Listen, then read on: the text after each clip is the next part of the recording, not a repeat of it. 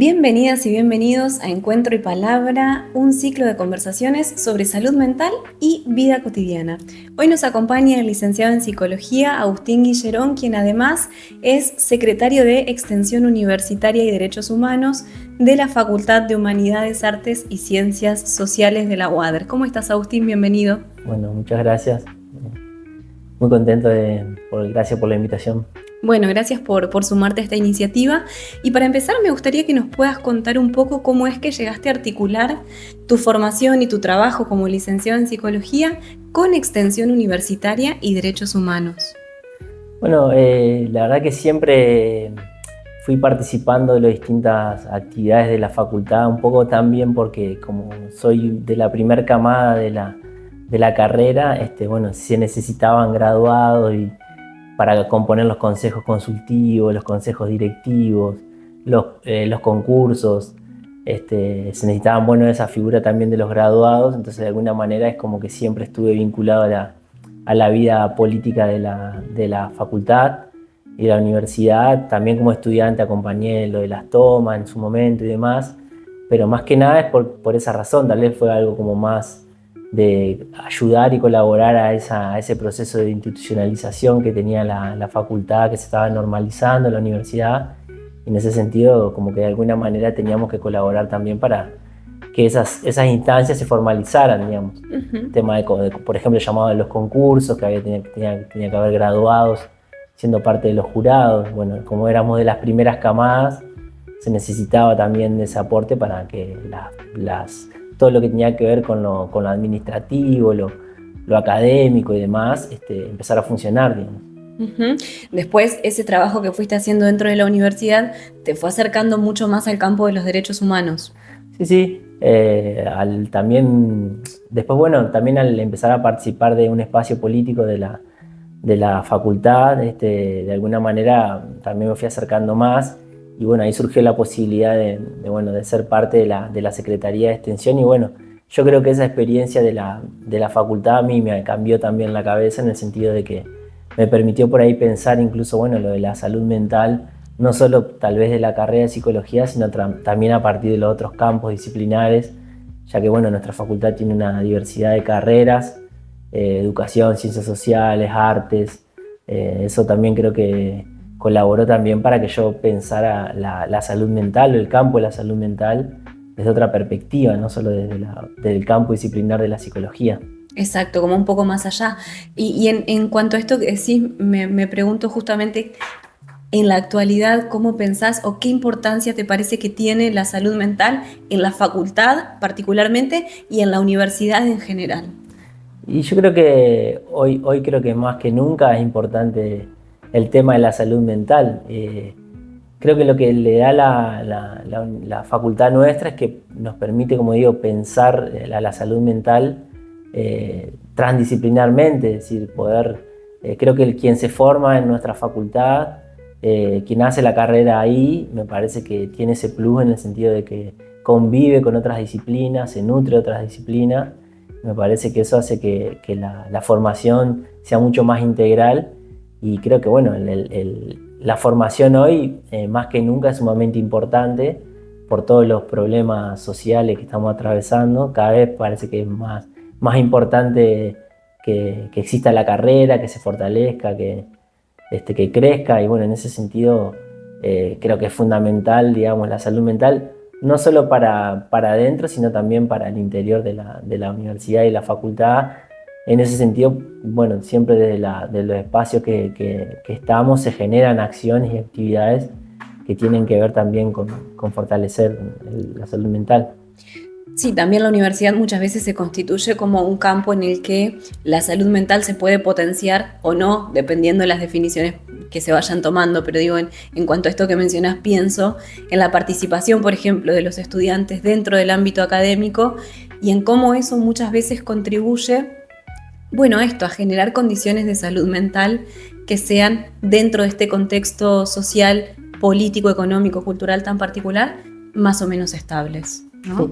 Sí, yo creo que la educación en sí es salud mental.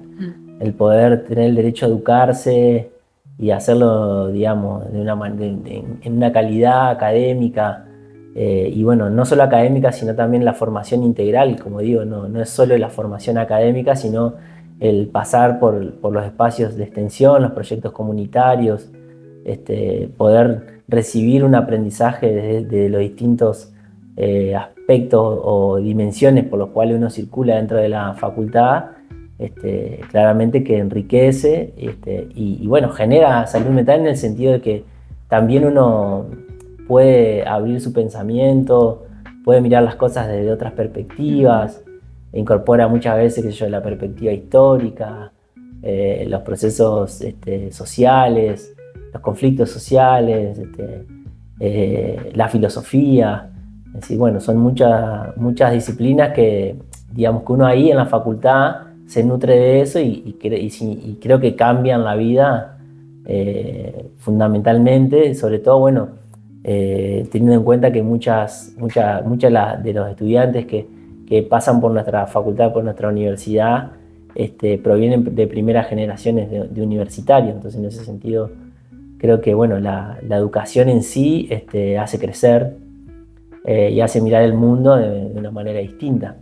Totalmente, cambia también la forma de entender y de pensar la política y cómo las políticas públicas o las ausencias de políticas públicas tienen efecto sobre la propia vida, ¿no? Muchas veces uno llega o una llega a primer año creyendo que lo político no tiene nada que ver con la vida personal, y en la universidad, y sobre todo en la universidad pública, te das cuenta que tiene todo que ver. En esto que mencionabas de cómo la universidad cambia el punto de vista muchas veces de las personas que llegan a tener la posibilidad de tener estudios y de comenzar una carrera, también cambia el punto de vista respecto de la política. Digo, muchas veces se considera que las políticas públicas no tienen ninguna incidencia sobre la vida de uno o de una, y en la universidad te vas encontrando con que en realidad las decisiones políticas, aunque sean a nivel nacional, terminan teniendo todo que ver con la vida cotidiana.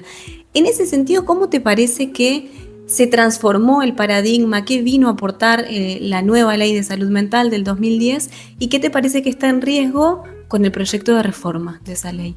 Bueno, recién te decía que en la formación integral uno aprende de la filosofía, de la historia, y creo que, por ejemplo, eso es fundamental para entender cómo se constituyó, cómo se pensó en nuestro país y en el mundo la salud mental o las enfermedades mentales, y cómo la medicina, la psiquiatría de esa época de alguna manera producía una práctica hegemónica.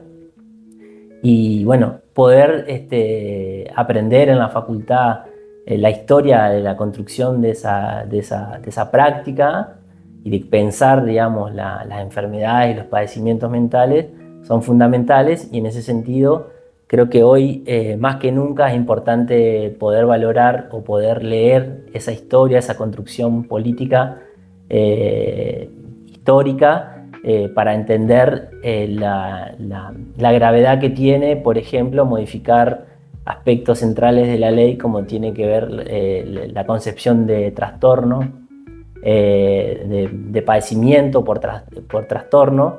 Me parece que ahí hay una cuestión epistemológica fuerte, histórica y sobre todo política, que bueno, tiene una incidencia muy importante, porque de alguna manera vuelve de alguna manera a dejar al sujeto en una situación de debilidad en términos de derechos, desprotegido en términos de derechos, desconociendo muchas veces las historias particulares, y cómo esas historias de vida se van construyendo también con una realidad social, política, que tiene que ver, va más allá de una cuestión orgánica. Entonces, en ese sentido, la salud mental no tiene que ver solo con algo orgánico, sino que tiene que ver con una construcción integral de la vida de un sujeto. Entonces, dejar de pensar el concepto de padecimiento e intentar establecer la idea de trastorno vuelve a poner el problema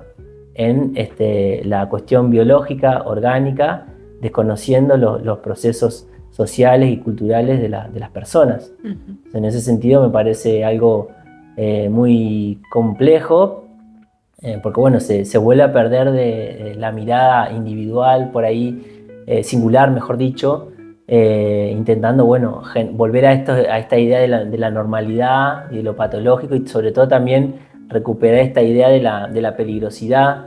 También esto de volver a poner la palabra trastorno tiene que ver también con ligarlo a la idea de la peligrosidad, cuando bueno, sabemos que muchas veces hay más situaciones agresivas o que implican un delito más vinculado a sujetos que no padecen una enfermedad o un padecimiento. Y bueno, ligar esto de la peligrosidad a las cuestiones de salud mental me parece que es un retroceso y que vuelve a dejar al sujeto en un estado, digamos, de debilidad respecto a sus derechos. Claro, como tantas otras políticas de esta época actual, sigue recayendo en las consecuencias sobre los derechos de la población, un poco restringiendo esos derechos. Un poco la idea acá es ligar o transmitir la idea de que la salud mental tiene que ver con todos y todas, por eso lo llevamos un poco al ámbito de la vida cotidiana, y en ese sentido, no solo en el ámbito profesional, sino en los espacios que habitas en la vida cotidiana justamente. ¿Qué estás viendo? ¿Qué te parece que está pasando con la salud mental en general en este contexto? Y yo en eso recuerdo, se me viene ahora un libro que leía de Ignacio Leucovitz, que se llama Pensar sin Estado, y bueno, ahí de alguna manera Ignacio Leucovitz, que es un historiador de la subjetividad, plantea que cuando hay restricciones a nivel económico, o tanto que se habla de la palabra del ajuste económico, del ajuste, cuando se hacen ajustes económicos también se hacen ajustes, ese ajuste también interviene en el ajuste sobre el lazo social y sobre la construcción de subjetividad. Entonces, ahí no solamente hay un ajuste en la economía monetaria, sino que sobre todo hay un ajuste de la economía libidinal. Sin economía libidinal, el sujeto se queda sin posibilidades de poder desear, sin posibilidades de poder elegir, sin posibilidades de hacer recreación, sin posibilidades de elegir cómo vivir su vida. Eso conlleva también a una situación de más individualismo, y donde, bueno, justamente hay una restricción a la posibilidad de hacer lazo con el otro y a la vida en comunidad. Bueno, la gente se pasa mucho tiempo trabajando y poco tiempo compartiendo con los familiares, con los amigos. Hay una restricción en ese sentido que, bueno, tiene que ver con como hablábamos hoy, con una ideología y una lógica política, económica y cultural también. En ese sentido, por eso creo que lo que nos pasa hoy, lo que uno ve hoy, está ligado a esto que te digo, a la cuestión de que hay una rotura cada vez mayor del lazo social y una restricción a lo que tiene que ver con la construcción de una subjetividad en comunidad con el otro. Una fragmentación general en cuanto a los lazos sociales. Y respecto a eso, ¿cómo pensás o qué te parece que puede hacer la universidad? Y con también las restricciones y este ajuste que mencionás, que también recae sobre las instituciones educativas. Y hoy es un tema difícil porque la situación también de los docentes y de los estudiantes que cursan, la situación económica incide en todos los actores de la comunidad universitaria, pero aún así creo que, bueno, la universidad tiene una función muy importante que tiene que ver con colaborar con los actores comunitarios. La extensión universitaria es uno de los lugares fundamentales para ese trabajo. Entonces, en ese sentido, la universidad tiene mucho para aportar, mucho para acompañar en sus tres funciones, en la extensión, en la docencia y en la investigación. Pero bueno, sobre todo pensando su inserción en el campo comunitario, generando proyectos en función a las problemáticas sociales. Por eso también es importante que la universidad esté cerca de la comunidad, que no se quede aislada. Particularmente creo que nuestra facultad eso lo realiza. Y bueno, me parece que es fundamental que pueda pensarse en la comunidad, no ir con un saber como sabiendo todo, sino que ese saber se construya con los actores, y la única manera de compartirlo con los actores es realizando proyectos. Llegar directamente al territorio y construir desde ahí una horizontalidad posible entre la universidad y la comunidad. Exacto, la única manera es hacerlo con la comunidad, porque por ahí muchas veces también la universidad a veces habla de cosas, pero sin por ahí hablar con los actores que atraviesan tal vez los mismos problemas, pero que lo pueden ver o decir o saber desde otro lugar. El saber popular o el saber comunitario es tan importante como el saber universitario. En ese sentido, los saberes populares tienen que también valorarse, y creo que bueno, la manera en que tiene la universidad de vincularse con esos saberes y articular con los saberes que trae la universidad es con la extensión universitaria, también con los proyectos de investigación, y con todo lo que puede ofrecer la universidad a la comunidad, en cursos, en formación, que no solamente tiene que ver con cursos o formaciones de grado, sino también con proyectos que tiendan de alguna manera a compensar o a ofrecer posibilidades a las personas que no han podido llegar a la universidad. Pienso también que en este contexto la situación de muchos y muchas estudiantes debe verse atravesada por ciertas dificultades para darle continuidad a sus carreras y a sus trayectorias universitarias. Uh-huh. Si en este momento te está viendo un estudiante o una estudiante de nuestra facultad, de nuestra universidad, ¿qué le dirías? Y que pueda acercarse y pedir ayuda, que pueda animarse a contar si está atravesando una situación, que pueda acercarse para ver si uno, desde los recursos que por ahí tiene la institución, incluso también, ¿por qué no de los espacios de las agrupaciones políticas, poder colaborar entre todos para que esos estudiantes puedan sostener sus trayectorias? La facultad creo que tiene muchas acciones, un programa también de ingreso, permanencia de ingreso, que también trabaja sobre eso. Bueno, creo que hay muchas posibilidades que tienen hoy los estudiantes para acercarse y poder hablar sobre su situación, y bueno, tratar de ahí de ver cómo se puede ayudar para que se pueda seguir sosteniendo esa permanencia en la universidad. Creo que también la permanencia no solamente está ligada a las ayudas económicas, sino también a mejorar los espacios donde provienen las comunidades donde provienen nuestros estudiantes. Una comunidad mejor permite que también el sostenimiento provenga de ahí. No tiene que ver solo con un sostenimiento económico monetario, sino sobre todo esto, lo que ofrece la comunidad para poder sostener la familia, los clubes de barrio, los centros comunitarios, todo lo que tiene que ver con la comunidad, que como digo, no es solo la familia. Entonces, en ese sentido, también, por eso sé que es importante los proyectos que pueda tener la universidad para fortalecer los lugares de donde vienen los estudiantes. Que la vida sea un poco mejor, no solo dentro de la universidad, sino también fundamentalmente afuera, y que sea una cuestión de sostenimiento mutuo. Exacto, porque si también un estudiante tiene un contexto, una comunidad donde tiene muchos problemas, también uno como puede pensar que un estudiante puede tener una trayectoria tranquila si atraviesa tantas dificultades.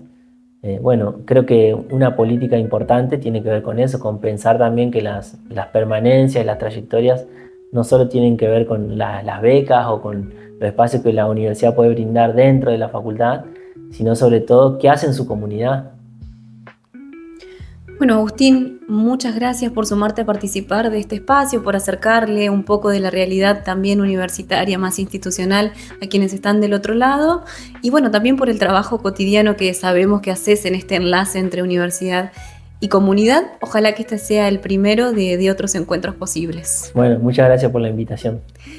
Esto fue Encuentro y Palabra, un lugar para decir.